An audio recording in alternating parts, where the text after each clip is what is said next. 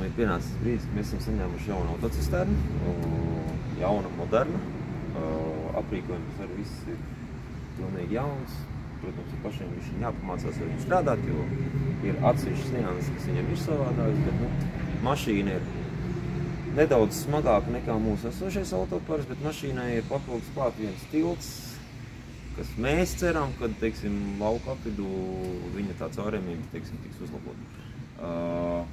Kopējais svars mašīnai 28 tonnas smaga viņa ir, bet mēs tā kā papildus nāku būtu ir viens tilts, lai aizmugurē tā kā, sāksim strādāt, testēt, redzēsim, kāda ir caurējumība. Vienīgais mīnus mašīna ir nedaudz garāka, kas varētu radīt problēmas mums iebraukt pagalmos un tādās blīvās vietās, kur ir vieglās mašīnas vai tie pagalmi, kur ir mazāk.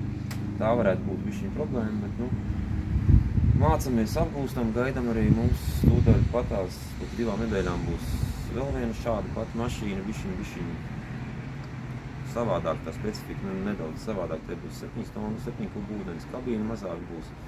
Šī mums ir ar lielo kabīnu un 5 tonnām ūdeni.